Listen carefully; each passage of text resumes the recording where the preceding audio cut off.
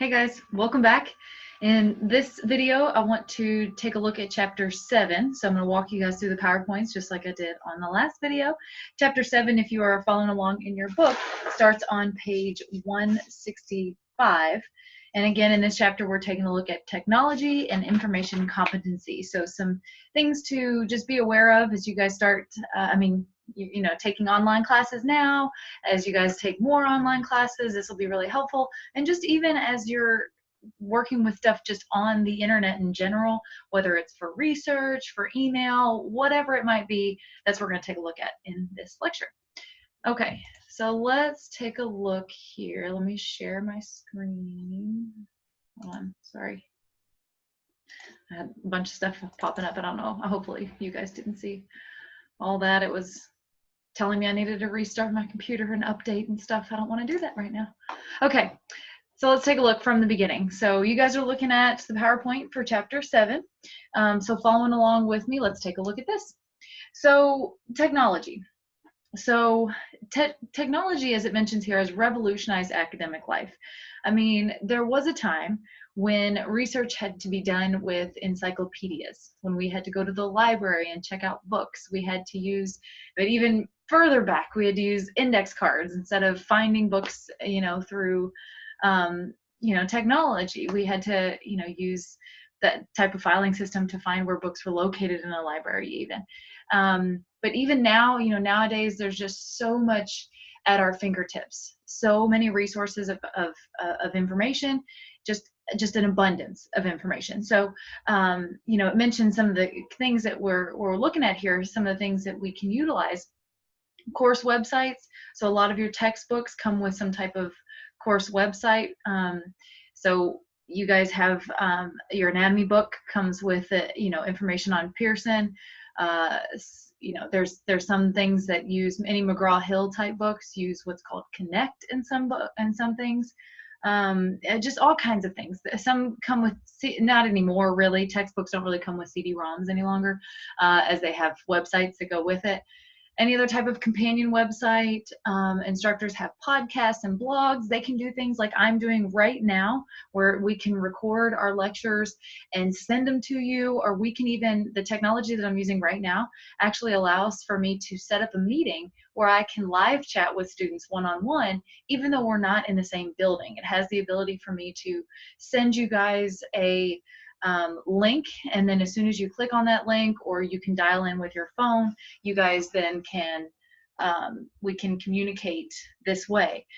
So there's things like that. There's wikis, which, like Wikipedia is an example where anybody has access to editing that information, but provided that a lot of people can edit that and provide information to you from somebody else. Classroom presentation programs such as PowerPoint, like we're using right now, and any type of individual response technology. So there's just so many things that we have, again, at our fingertips that allow us to just have, again, all this information that we can utilize so that we can be successful in our program. So not just in that class, but also in our programs. So nurses, you guys will eventually work with what's called ATIs, which ATIs are helpful in that it helps to really prepare you for your NCLEX, so for your certification for your boards. And that is very much the same thing. We have all kinds of modules that you'll be able to complete, practice tests and proctored exams that you'll do through ATI, and they're very much they're very similar to your board exam, so helpful in that nature too. So lots of different things that technology has provided for us. And you guys, just I'm sure right now are thinking, technology has also enhanced our ability to communicate with one another, that we can text somebody, or we can get on Facebook and we can communicate. There's a lot of pros and cons to some of those, as I think we may have actually discussed that before. There's a lot of, good things and bad things for that, but it really has revolutionized at least our academic life. So what I want you guys to take a look at, and I don't think I have this in the PowerPoint. I want to make sure. Yeah, I don't have this in the PowerPoint. So before we move forward, I want you guys to take a look at page 167. And on the journal reflections from the last chapter on that same piece of paper, or again, if you're typing it out, and you guys can again just pause this and write out your answers. But I want you guys to answer a few questions about technology. So sorry I don't have this listed in the PowerPoint, but as long as you're watching this video, you'll get the questions. Okay, so for those of you guys who do not have your book, there are only 4 questions on this journal reflection, but I want you guys to think about, could you live without technology? So number one says, what do you use technology for most? Texting, email, surfing the web, tasks at work, maybe your classwork. So those are just a couple options. But number 1, simply just tell me, what do you use technology for the most? Number 2, how much time do you spend using technology? And how does that affect your social relationships? So think, technology includes phones, computers, all of that, but in a good way. You know, again, it's provided us with, as it mentions on the screen there, just this abundance of information for our school and for our resources. But, you know, again, as we talked about with time management too, do we use technology as time wasters sometimes? We're playing games or on Facebook or we're texting, when maybe we'd be able to do that a lot quicker and communicate a lot quicker if we could just pick up the phone and call that person, and then our conversation would take place a lot shorter than it would to have a text conversation.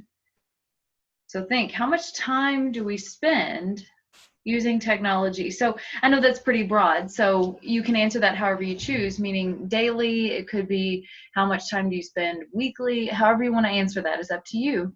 And then the second part to that question again, how does it affect your social relationships? You know, there's, again, I mentioned that sometimes there's a downfall to using too much technology. I'll give you an example. My stepdaughter was, one time we had her grandparents over for just a cookout one time, and her grandmother was sitting there talking to her and was trying to have a face-to-face communication with her, but she was texting. She was actually texting her mom, which again in her eyes is very important, and that is important. But the person who was trying to have a face-to-face conversation with her at that very moment was put on pause because she had to text. So it's something that, you know, needs to be understood, that when there's a face-to-face conversation taking place right there in front of you, that should take priority. And it should be, again, understood, even when you text somebody, understand that you're texting that person, knowing that there's probably not going to be an immediate response. If an immediate response is needed, perhaps a phone call is needed. So that was something that I had to teach to her and to explain to her. So in any case, like I said, how does it affect your relationships? Number 3, well, before I move forward, I do want to say sometimes it enhances social relationships though too. There is a plus side to Facebook, in that sometimes, you know, there's negative effects that come with Facebook, but there's also, you know, there are people that I am still in touch with that I probably wouldn't be in touch with if that wasn't available to me. You know, people that I knew in grade school and high school, and friends that I probably wouldn't have kept in touch with from college, you know, so it affects my social relationships in a good way too. So just some things to think about. Number 3, what technological device could you live without? So what could you live without? What's something that you're okay with putting away? And what devices could you not live without?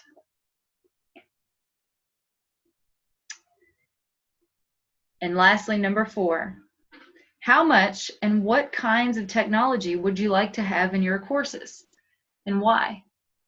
So maybe you wish you could see some more technology in your classes and the utilization of some more. Maybe you want to see less in certain classes. Maybe you have classes where they use too much technology and you want to take it away. Just what is your opinion on certain things in the classroom setting? What would you like to see? So how much would you like to see? More, less, and maybe what kinds? Maybe there's some things that you thought would be really cool if we could add this to this class. We'd like to have that opinion. Especially me, as we're trying to, you know, incorporate more online stuff. I'd like to know what you all think about that. So just something to think about as we continue to move through this chapter. as we talk about technology and some of the things we have available to us.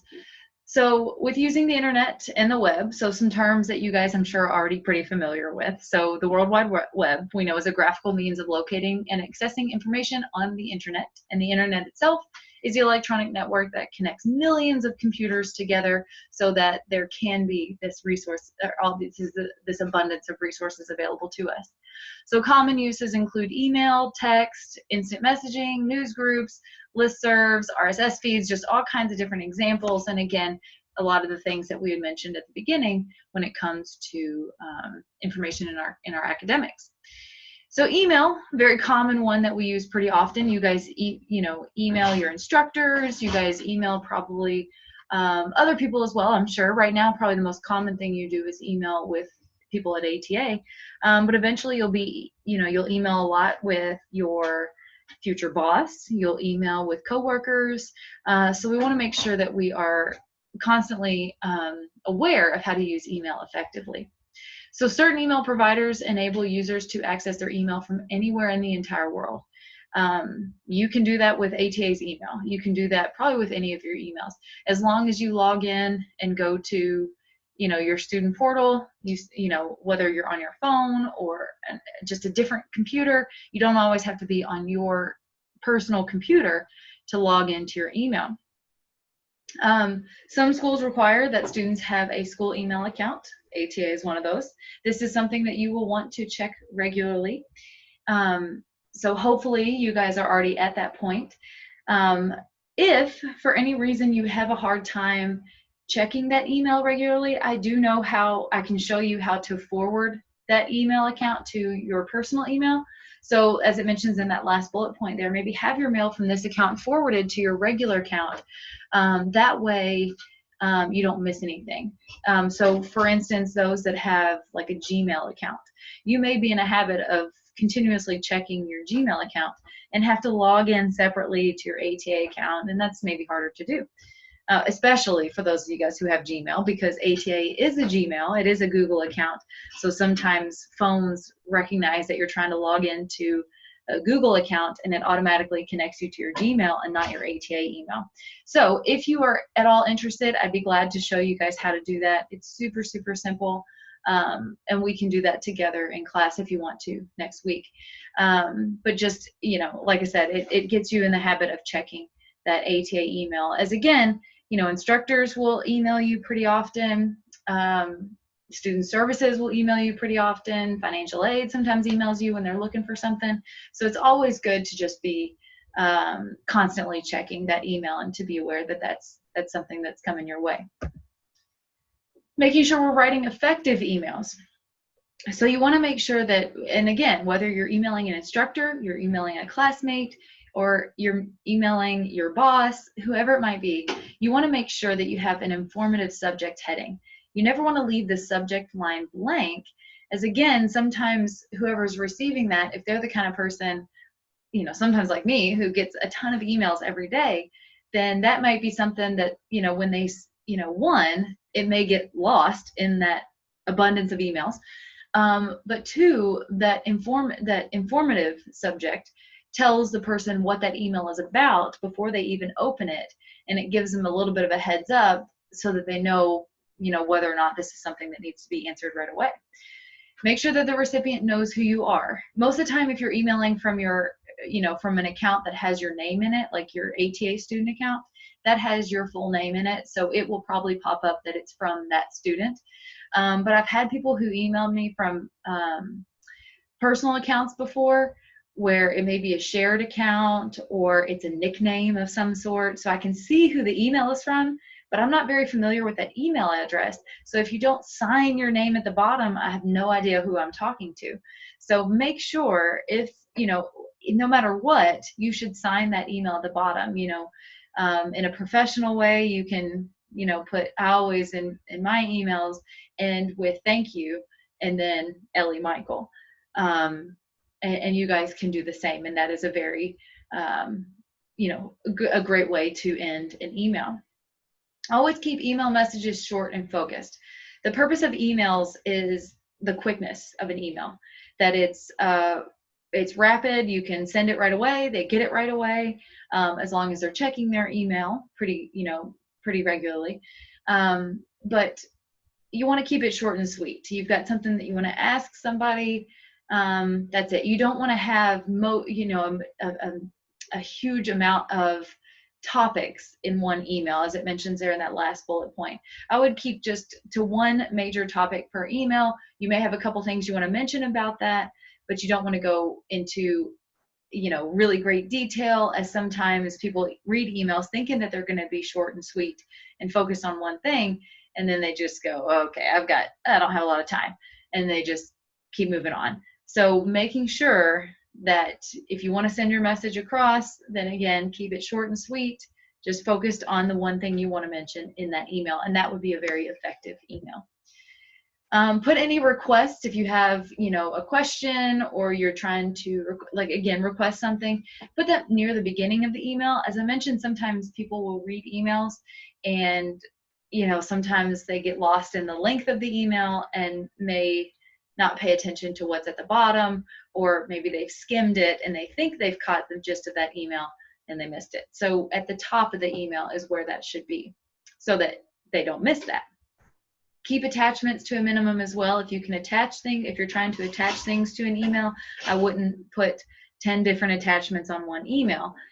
Again, one topic, that topic includes the amount of attachments that you use. So a couple attachments is okay, but one or two is ideal. Avoid abbreviations and emoticons. You don't want to use any smiley faces or anything of that nature, or LOL or anything in a formal email. You want to make sure that, again, this is a professional, so be respectful, be courteous, but also, like I said, make sure we're not using this as if it's a text message. It is a professional, formal email, so we want to make sure we're using complete sentences, staying away from abbreviations, making sure our punctuation is correct. It's always good to proofread an email before we send it to, and always be careful that you're sending it to the right person. So be careful with emails, as it's really easy to type out an email and then hit send, and all of a sudden it's out in the land of the internet, and maybe somebody who wasn't supposed to receive it accidentally received it. So my advice is to type up the email and proofread it, then put in where you're sending it to, then put that person's email address in there. It's so easy, especially in company emails where it goes to everybody. It's so easy to accidentally hit reply all when you're and then accidentally sending it to the entire company when you meant to just reply to the person that sent the email. So just be careful with the difference between those two as well. So netiquette. So netiquette is something that is really important. You guys have probably seen this word already, as it's something that we provide in our orientation class, our online orientation class. So if you've taken that ORI class online, there was a section on netiquette. So making sure that we're always being civil. So civility on the web. Don't write anything in an email or a text that you wouldn't want everyone to see. The problem with sending an email or a text is that it's going, like I said before, it's going to the land of the internet, and you really just don't know who might see that. You send it to somebody, and maybe somebody else is near their computer or phone, and so they happen to pick it up. And if it's something that you don't want anyone else to see, then it's something you need to tell that person face to face, not in an email or a text. Be careful of the tone you convey. So you guys, I'm sure, are aware that all capitalized letters mean yelling, right? So that's kind of a common one, but make sure that before any text or email is ever sent, always read it out loud, just to see what it sounds like and how you might interpret that. And if it's something that could be interpreted as something negative, or something inappropriate, or something that somebody could possibly take the wrong way, you might want to think about how you worded that. I know oftentimes in a text, especially if you're sending it to a friend, that's where sometimes smiley faces and things of that nature can help to show that you're just kidding. But the problem with texts and emails is that tone is lost. There's no facial expressions that are on the other end of the email. There's nothing that they can see or again, they can't hear your tone. So you just have to make sure that all of that is put into words on a text or an email. So you want to be really careful of that tone that you're conveying. And again, never write anything in an email or a text that you wouldn't say in person. Sometimes, you know, we say things in anger but based on our emotions, and sometimes that happens, and sometimes we feel comfortable saying things because it's behind a screen. But if it's not something that we would say face to face to that person, then it's probably not appropriate, or not, you know, something that's not going to go over well. So, and you also, again, if you say things based on emotion, it's one thing if you're face to face with a person. You can say you're sorry, you didn't mean that, and then hopefully they forget about it. But if you say something out of emotion on an email or a text, then that's something that is there forever, unless they delete it, but you don't know that they've deleted it or not. So that could be something that they go back and read later, and then they are angered all over again. So just be careful. If you wouldn't say anything in person, definitely don't say it in a text or an email. As I mentioned already, all capital letters oftentimes come out as yelling, and we don't want that to happen. Never send an email or a text when you are angry, as I just mentioned on the previous slide. Be especially polite and professional when emailing instructors or any work supervisors. Keep in mind that these are, you know, typically, you know, with instructors, you might find some instructors are a little bit more casual with how they email.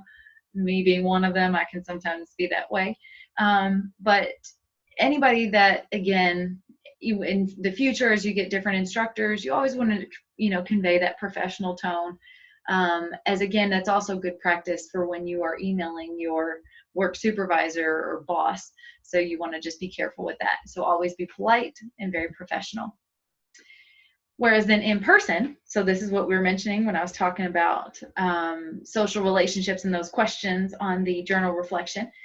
In person, you want to be careful. So as far as netiquette, meaning that when you are around technology, but then there are people that are around you, you want to make sure that you're focusing on the people that are there in front of you first. So turn off your cell phone in formal settings such as class or work.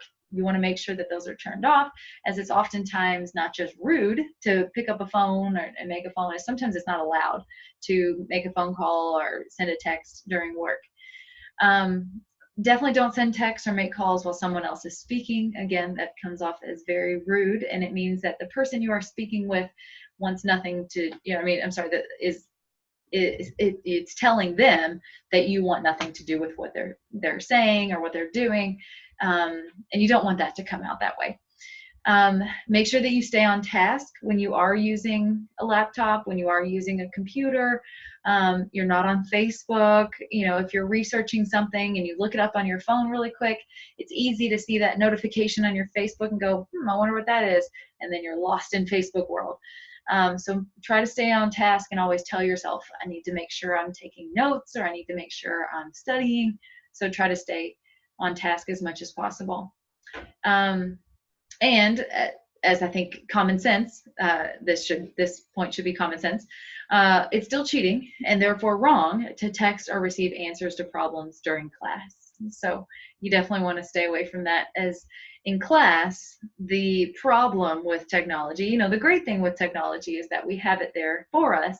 But the problem with it is, again, we as instructors want to see that you're doing your own work and not someone else's. So making sure we're staying away from that. So sending or receiving answers to problems is obviously cheating. So dealing with spam, sometimes we get email spam, just the same way we get phone call spam as well, and that's something we want to stay away from. So tips with dealing with email spam: consider using 2 email addresses. Sometimes one can be used for personal and one can be used for, you know, your, you know, not so professional settings. So maybe, you know, when you're signing up for contests and stuff at you know, different locations, oftentimes it asks you for an email address.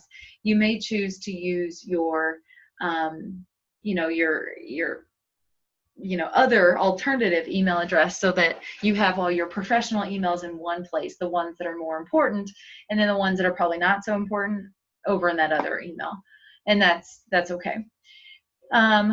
Typically it says don't use anything close to your name for a username or a screen name when you're playing games or something, where it requires a username. Sometimes it's best to stay away from using your full name for security purposes. You just want to be careful with that. Now, there's nothing wrong with using your name in an email address, but be careful when using it for usernames for things like social games and things of that nature. Again, your name is going to be on your Facebook, and your name is on your Instagram and things like that. And that's okay. But when you're creating usernames for other things, like I said, where it's just mostly games, I would say be careful using your name. Obviously, never give out a password. Passwords is, the way that you can get into a lot of secured sites. So definitely make sure you're keeping that to yourself, and change your password frequently, as sometimes, using the same password over and over again just kind of leaves room for hacking, and you just want to be careful with that. So change it often. Maybe put, we have so many different username and passwords for all kinds of different websites nowadays. So it's probably hard to keep track of. So keep it somewhere that's close, easy to find those things. I know cell phones have the ability to store those things. So as long as your phone stays locked, you want to make sure that, especially those that have fingerprint ID, make sure that you utilize that, especially if you're storing your passwords, because the last thing you want is for somebody, if hopefully this never happens, but if you ever got your cell phone stolen and all of your passwords are on there, it could be really, really damaging, especially if they have passwords to bank accounts and things of that nature. So my advice is to change it frequently. If you store your password somewhere, make sure it's somewhere very safe. Never respond to emails that ask for personal information. That's kind of a big thing nowadays with both phone calls and with emails.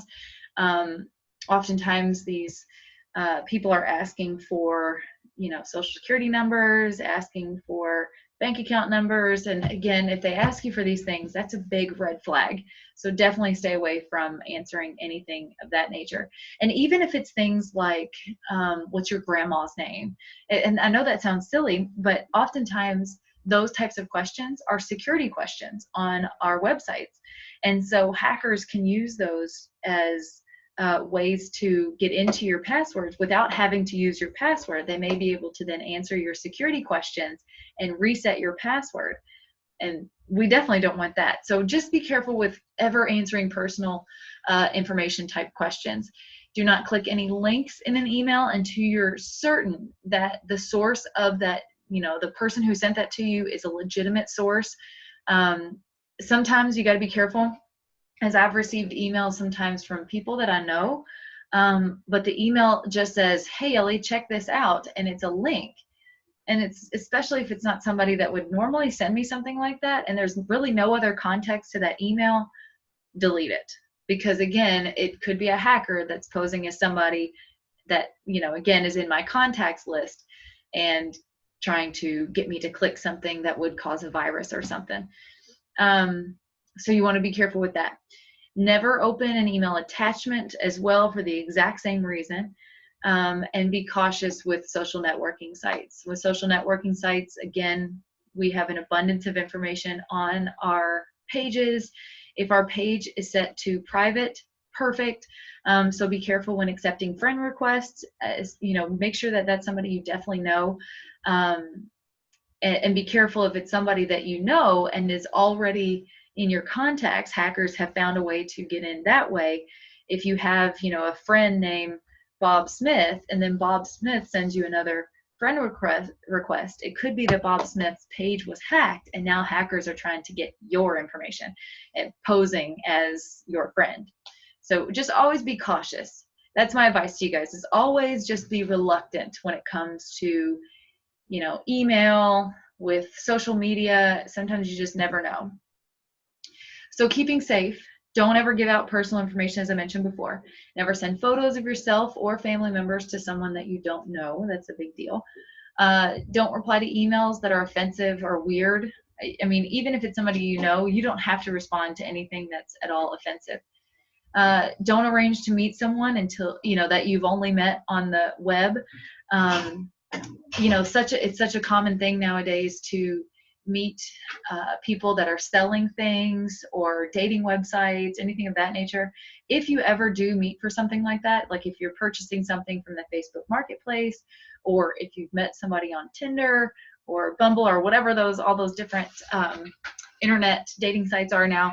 I say that because I've actually met my husband on Tinder, so I can say attest to that. It's not that bad.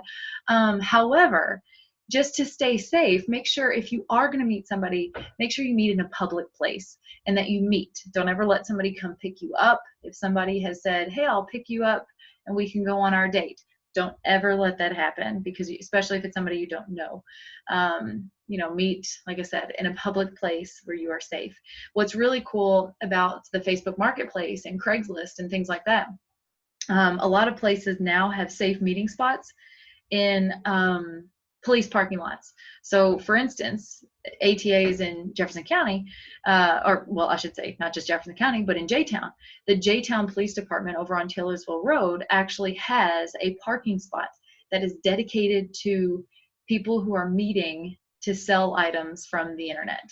And so you can safely meet at that location, know that there is a police department there right there next to you. So if anything should take place, they're making sure that you're safe. So if that ever has to happen, there are safe places where you can make that transaction. If problems do arise, make sure you contact your campus or local police. So always, again, try to stay safe. Unfortunately, we don't have campus police at ATA. We're not big enough for that, but we do have local police. So here in Louisville, it would be our closest police department would be J-Town, so the Jeffersontown Police Department. So distance learning. So you guys, taking online classes, and as you guys will take more online classes here at ATA, distance learning courses will offer a tremendous convenience. So there is that huge advantage that you don't have to wake up, find a babysitter, get transportation, maybe sometimes that's pretty easy. We can just go to class. But for everybody, that's not always the case. Sometimes there's a lot that goes into having to get to class. So the advantage is that you can have class whenever you want.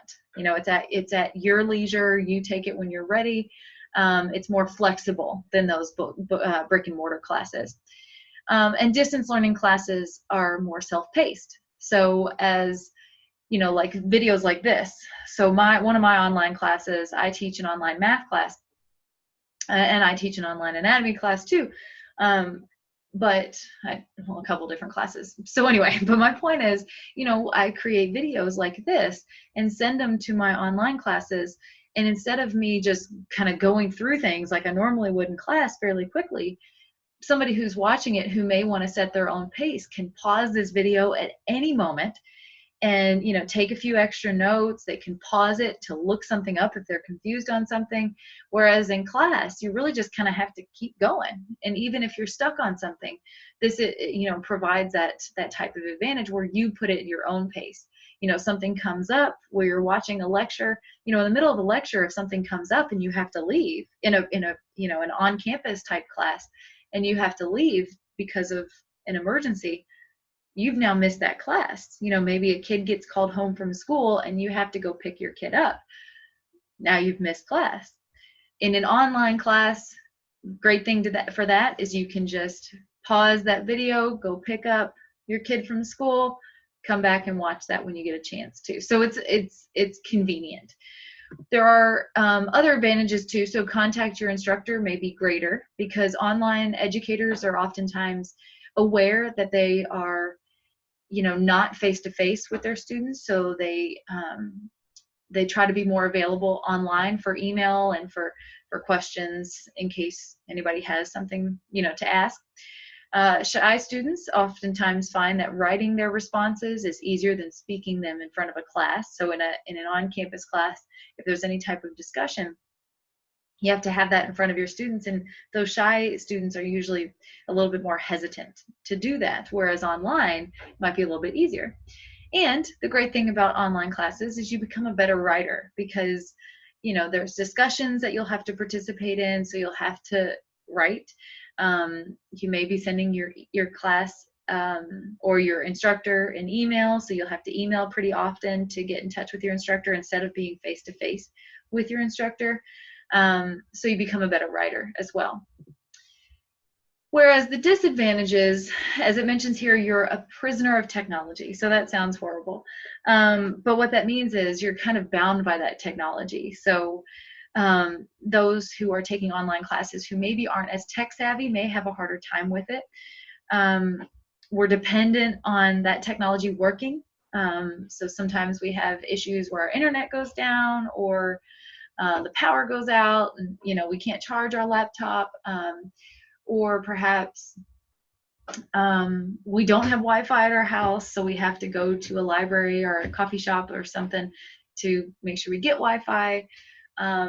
Whatever it might be, we are kind of bound by that technology and dependent on that technology. You don't have face-to-face contact with your instructor or your classmates, and sometimes that can sometimes be tough. But instructors, again, try to make it like I make it this way, where I make my videos where I have this somewhat face-to-face availability, but I try to make myself available as well for my Louisville-based students. I have some students in some of ATA's other campuses, so it's harder for us to meet if we ever need tutoring, but I can meet through technology as well. So that can sometimes be a downfall, though. You oftentimes don't get immediate feedback. When you email somebody, and I mean, that's how it is when you email anybody, you probably don't get an immediate response. So you're kind of hoping or just kind of dependent on waiting on them when they do respond. Whereas in class, in an actual on-campus class, you can ask a question, and then it's answered right away.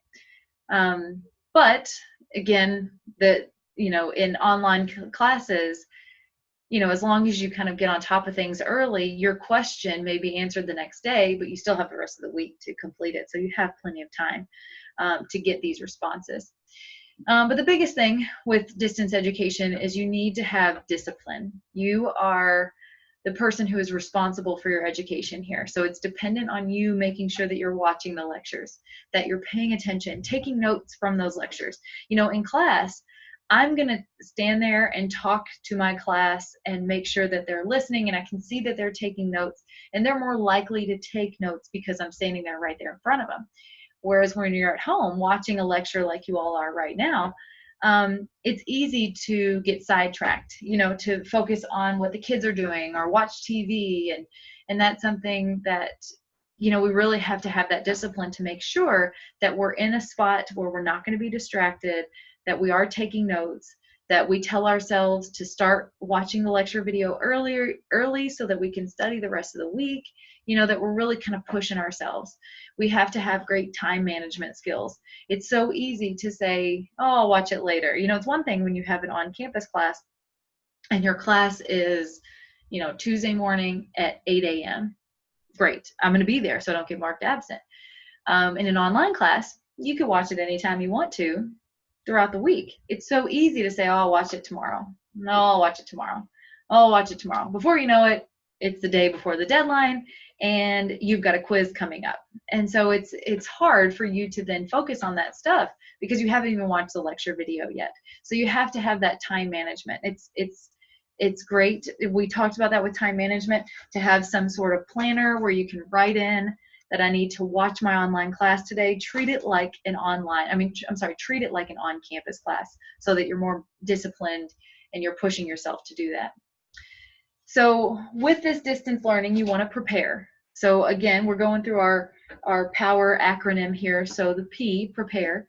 Identify and prepare for distance learning course possibilities. So again, you guys are already at ATA, so you've already checked this and you already know. You don't have to really do an internet search or make sure your college is going to give you credit because you've already done that. You've already signed up for ATA. You already know that we have online education. and that, you know, if you had any type of previous courses that you've taken at a previous college, that we will take that transcript, and that's something that's probably already been asked of you.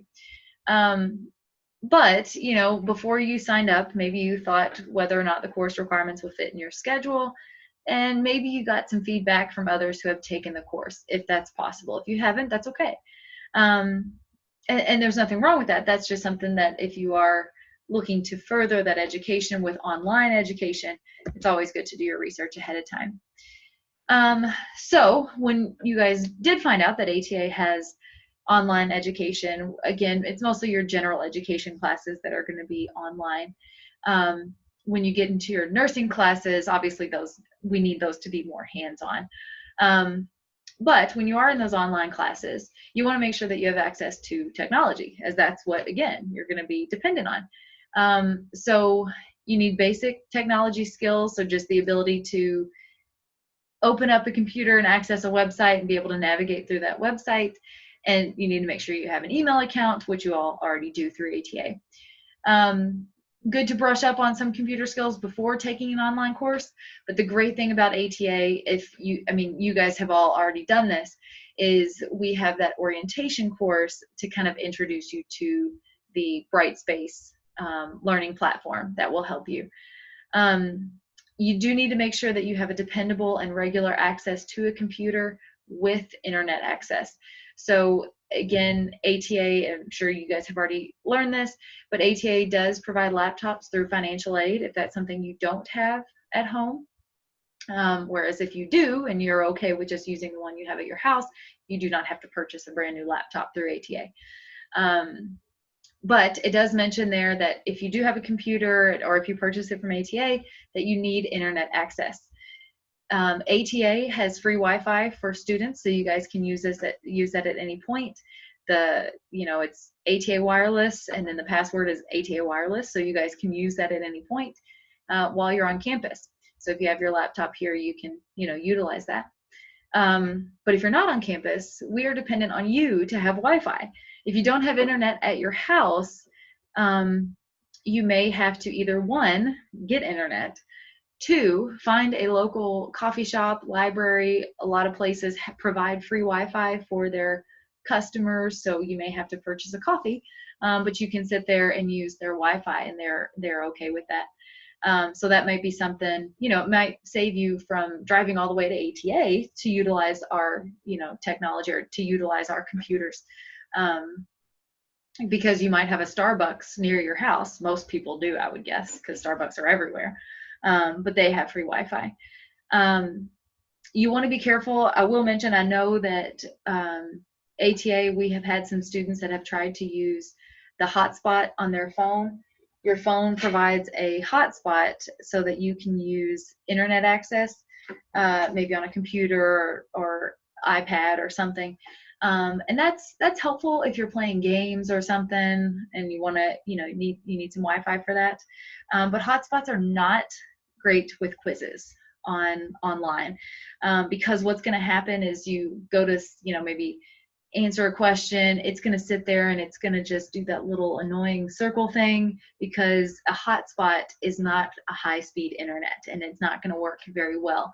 And so before you know it, you move on to the next question, and because that circle thing was there that whole time, you're losing time. And most quizzes online are going to be timed, and you don't want to, waste time by waiting on a hotspot. So make sure you do have internet access. The skill set for online courses is very different from traditional courses. As I've mentioned already, manage your time carefully.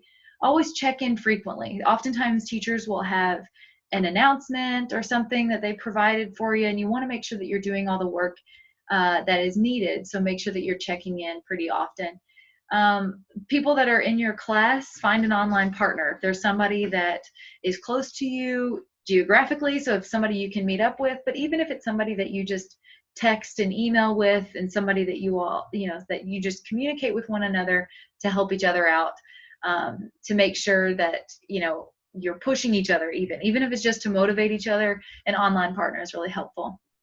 It mentions making copies of everything. You don't have to make copies of everything. because assignments are sent to you and you can use just the, what's on the computer, and oftentimes they're just sent, you just send it on the assignment on the, on the website. So you don't necessarily have to make a copy of everything. Sometimes that's suggested just so you can, if you're the type of person that likes to have that hard copy of something, things can be printed out if absolutely need be. And have a technology backup plan. So say you're using a very old computer, so you didn't want to purchase one brand new from ATA. You have a computer, but maybe it's not a great computer. Have something that in the moment that maybe your computer goes down, have some type of backup plan. And that may be that if your computer goes down, it's getting to ATA so that you can utilize our classroom computers. You guys can use any computer in any computer classroom on campus, and if that's your backup plan, that works. But just know that that's something you don't want to be dependent on an old computer. Sometimes technology kind of does its own thing, so you want to have something to back it up with. Cell phones and laptops work too. I mean, you can access, it's maybe not as convenient. It might be I've accessed Brightspace on my cell phone, and it's sometimes a little bit more frustrating, but it works. So you guys have that too if that's your backup plan. Evaluate considering your classroom performance. So classroom meaning your online classroom. Feedback comes from your instructor and your classmates. Oftentimes there's discussions that you guys can participate in, and then your classmates can provide feedback to you about your discussion. And then same thing, you want to make sure that your feedback to other students is also very polite and courteous and also professional, because as that is the way that you would want to be treated as well. So there's a benefit there, is that feedback is also going to help you learn, as you will help your classmates learn as well. So rethinking, so reflect on what and how you have learned is distance learning for you. Maybe there's just more that we need to do. Maybe we are that type of person that's kind of a procrastinator, and we've been pushing it back, and we're not very good, we're not very disciplined. So maybe we need to start adding more to our schedule. I think really distance learning can be for everybody, but everybody needs to work more on their time management skills. I've had so many people tell me that, no, I wouldn't be able to do online classes, it's not going to work for me. To me, that tells me that they just need more discipline to be able to schedule that. It may be a matter of writing those on your planner, saying that, I need to dedicate an hour this day. Maybe you set aside a certain time to where you provide 2 or 3 hours and treat it like an actual class, as if you're in a class. It may even be that you drive to campus and, sit in an empty classroom and get on there to act like you're in class. It's just more, we just need that discipline. And I'm one who does need that discipline. There are so many times that I have had some work that I needed to complete, and it's so easy to go, I'll just do it later. And then that procrastination gets the best of me. So I'm that person too that needs to get more disciplined and, provide those things on my calendar, maybe set alarms on my phone so that I know that these are things that I need to be doing. So I get it. Have you learned from the objectives of the course? This is something you want to ask yourself. Did you learn from this online class? Have you learned as much as you think you would in a traditional course? ATA always wants to know these things too. So these are things that at the end of every course, whether it's an on-campus or online course, we ask for your evaluation. And we want you to be completely honest, because we want to know that we are providing all the details and all the information that you need in order to learn and be successful in these courses. So getting your feedback is going to be tremendously helpful. So when you're rethinking, do you think you learned as much as you could, or learned more, or learned just as much as you would in a traditional course? We want to know what you think about that. So even as you're taking an online class, make sure these are things that you're sharing with us. And if there are ways that we can help you and provide more for you, we want to know. So information competency is crucial. The ability to determine what information is needed, where to get it, and how to effectively use it. So information, so again, we kind of talked about this at the beginning, that there is just an abundance of resources at our fingertips. And libraries are going to be helpful. libraries provide all kinds of different things for us: periodicals, indexes, encyclopedias, government documents. I mean, all kinds of different things. Should we need any of this information, it's there for us at, a library. And the traditional library does give us this, but there are, you do have access to online libraries. So make sure you're utilizing that as well. If absolutely need be, when you're using, when you're researching things. Sometimes you have research papers and things that you have to complete.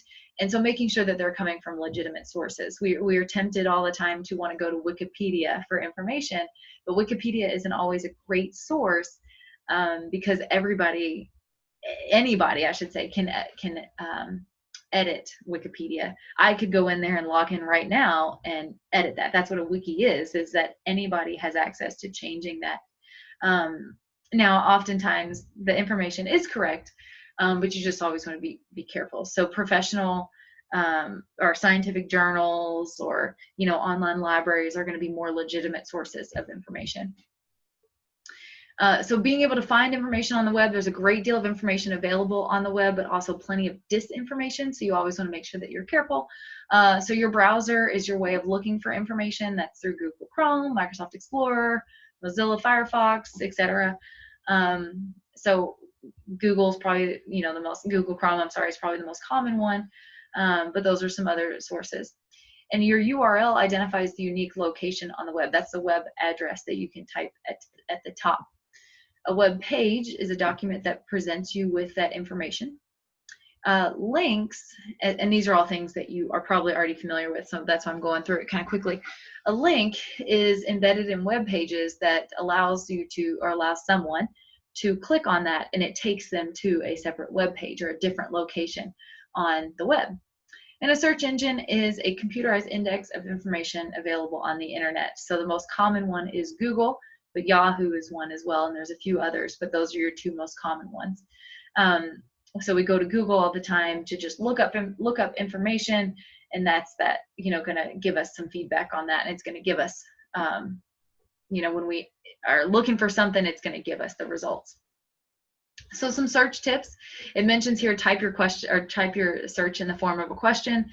You don't have to do that. As anybody has ever Googled anything, if you're looking for the name of an actress, for instance, you can say actress in this movie, and it will give you an answer. It's not you don't have to put it in the form of a question.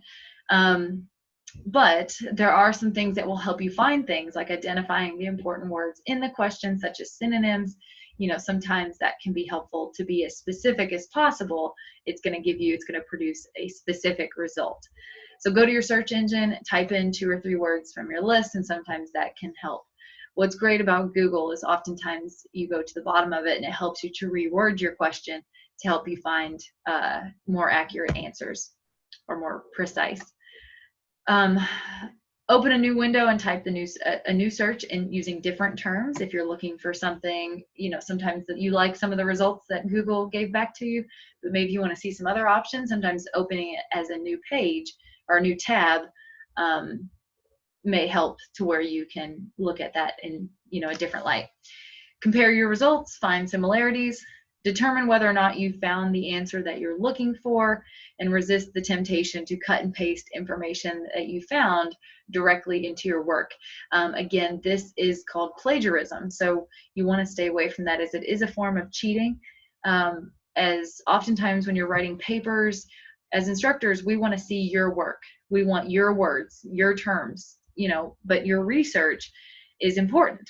We want to know that you have found information online, but we don't want you to just tell us what the author of what you found online, what they said. We want to know that we want you to put it into your own words. And there's nothing wrong with quoting every now and then, but make sure you provide that, that site. Make sure you're giving that source of information. So you're documenting that source if you're using that quote. But if not, you want to make sure that you're putting things into your own words and not just copying and pasting. So with evaluating information, how authoritative is the information? Remember, anyone can publish anything on the web, whether or not it's correct. So you want to make sure, again, it's from legitimate sources, that it's not someone's opinion. You want to be careful. How current is the information? And how well are the claims documented? Meaning, are you finding this in just more than one place, not just on that one website? It happens all the time on Facebook. Oftentimes people will share things, and if you click on the link, it may tell you that this was an article from 2014. And so, okay, it's not very current at all.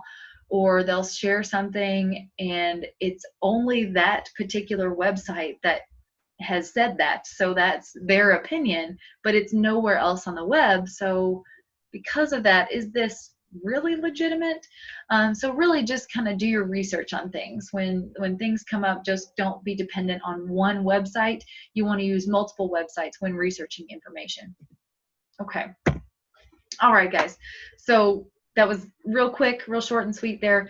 But that was technology and information competency. So hopefully that helped you guys a little bit with the technology that we use today. And remember that all these things are available to us, that at any moment in time, anytime you guys ever need some help with something with one of your classes, you can at any moment just go to Google, search what it is that you're studying at the time, and you'll find all kinds of research, of information, videos, pictures, all kinds of things that will help you. So always remember to use that information as you can, and always be professional and courteous, and making sure that you're checking your resources.